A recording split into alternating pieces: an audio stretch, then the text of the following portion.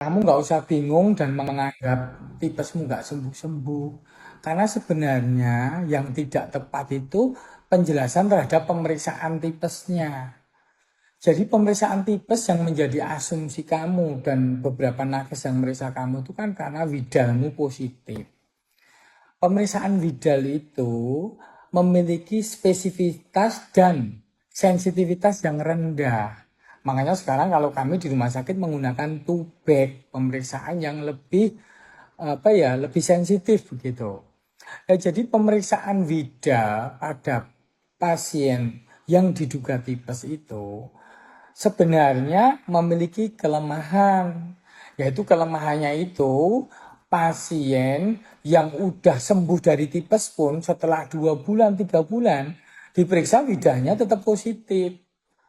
Ya karena itu menunjukkan antibodi di tubuh penderita yang maupun yang masih sakit maupun udah sembuh itu masih ada, bahkan sampai 2 bulan 3 bulan pun masih ada antibodinya.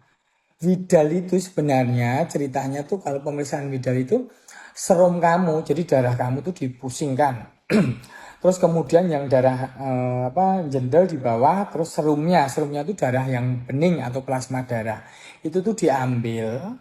Ya, terus kemudian reagen itu bahan kimia yang berisi antigen dari Salmonella typhosa itu diteteskan ke serum kamu tadi di 4 gelas kaca tadi.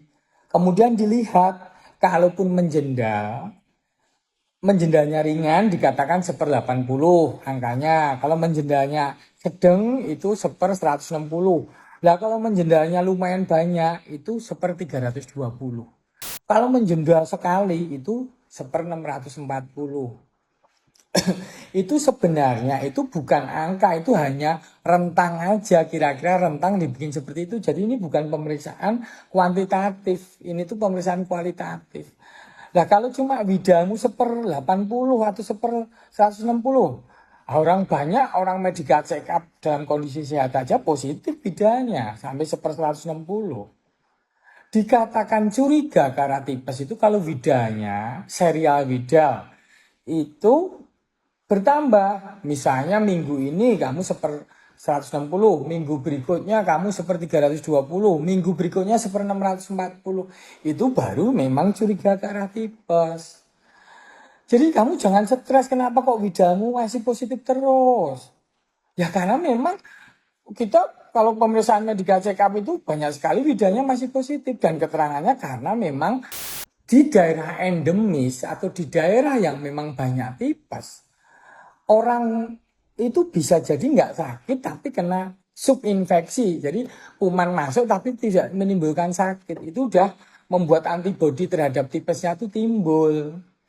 Ya jadi di daerah endemis tipes itu pemeriksaan widal udah nggak sahih lagi begitu.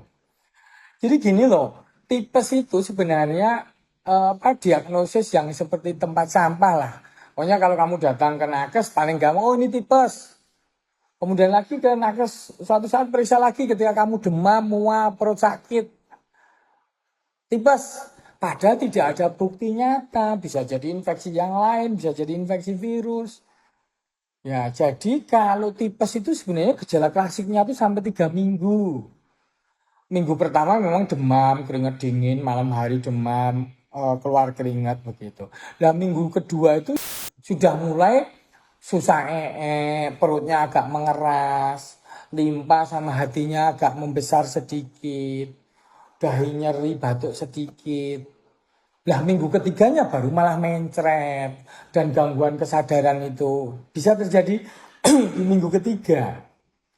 Atau kalau minggu kedua itu yang paling khas itu lidahnya kotor, pinggir sama tengah. Lah ujungnya tuh merah dan bergetar-getar. Itu gejala klasik tipes. Lah kamu tuh nggak ada gejala itu. Ya kamu tuh kemudian infeksi virus biasa. Jadi jangan terpatri dalam benakmu bahwa aku kok tipes nggak sembuh-sembuh. Apakah aku tuh lemah ya? Jangan. Lebih baik kalau suatu saat kamu didiagnosa tipes, kamu jangan mau pemeriksaan widal doang, tapi lakukan pemeriksaan tubek. Itu lumayan lebih sensitif dibandingkan widal.